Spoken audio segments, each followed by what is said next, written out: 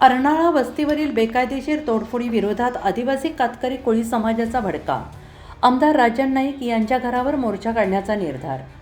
सत्ताधारी दबावाने आदिवासी कातकरी समाजाच्या वस्तीवर क्रूर कारवाई. लाल बावटा पक्षाचा तीव्र निषेध. वसई 13 मे 2026. गाव मौजे अर्नाळा येथील सर्वे नंबर 4445 गुरुचरण जमीन आणि 56 येथील ऐतिहासिक आदिवासी कोळी कातकरी वस्तीवर सत्ताधारी भाजप आमदार राजन नाईक यांच्या दबावाने बेकायदेशीर तोडफोड सुरू झालेली आहे. आज मोठ्या पोलीस बंदोबस्तात ही क्रूर कारवाई करण्यात आलेली आहे. कातकरी समाजाच्या राहत्या घरावर तोडफोड झाली आहे. तसेच लाल बावटा पक्षाचे कार्यालय पाडण्यात आलेलं आहे. आदिवासी आदिम कातकरी आणि कोळी समाजाने कडाक्याची भूमिका घेतली असून संपूर्ण बिऱ्हाड एकत्र येऊन आमदार राजन नाईक यांच्या घरावर मोर्चा काढण्याचा निर्णय घेतला आहे. महाराष्ट्र शासनाच्या महसूल आणि वन विभागाच्या शासन निर्णय क्रमांक जमीन 2026 प्र. 20 जमीन 1 दिनांक 25 मार्च 2026 नुसार 2011 पूर्वीची अतिक्रमणे नियमित करण्यात येणार आहेत. ही वस्ती शबरी आवास योजना, जनमन योजना आणि इंदिरा आवास योजना अंतर्गत मान्यता प्राप्त झाली असून 2011च्या खूप आधीची आहे. तरीही आमदार राजन नाईक यांनी विधानसभेत मुद्दा उपस्थित करून घरांची तोडणी करण्याचे आदेश दिले, ज्यामुळे वसई महसूल खात्याने उतावळेपणाने कारवाई केली.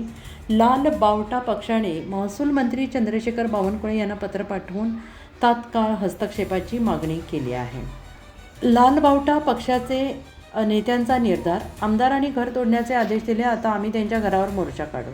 या कारवाई दरम्यान लाल बावटा पक्षाच्या महिला पदाधिकाऱ्यांनी प्रचंड विरोध दर्शवलाय. मोठ्या प्रमाणात आदिवासी समाजाचे नुकसान झाले आणि ही कारवाई पूर्णपणे बेकायदेशीर आणि सत्ताधारी पक्षाच्या दबावामुळे असल्याचा आरोप करण्यात आला आहे. आदिवासी समाजाने मागण्या केल्या आहेत की घरांची नुकसान भरपाई द्यावी, वस्ती नियमित करावी, महसूल विभागाच्या कारवाईची स्वतंत्र चौकशी व्हावी, जबाबदार अधिकाऱ्यांवर कारवाई करावी. हा अन्याय सहन केला जाणार नाही. आमदार राजन नाईक यांच्या दबावाने आदिवासींची घरे पाडली जातील असे आम्ही मान्य करणार नाही. संपूर्ण बिऱ्हाड एकत्र येऊन मोर्चा काढू, असे लाल बावटा पक्षाचे नेते म्हणाले. वसई महसूल खात्यात तणाव वाढला असून या अन्यायाविरोधात व्यापक आंदोलन छेडण्यात येईल. लवकरच पत्रकार परिषद घेऊन नियोजित जाहीर करण्यात येईल, अशी माहिती कॉम्रेड अनिरुद्ध मेहर, लाल बावटा पक्षाचे तालुका कमिटी सदस्य आणि लोकशाही युवा संघटनेचे अध्यक्ष यांनी माहिती दिली आहे. डहाणू प्रतिनिधी निलेश तांडेकर.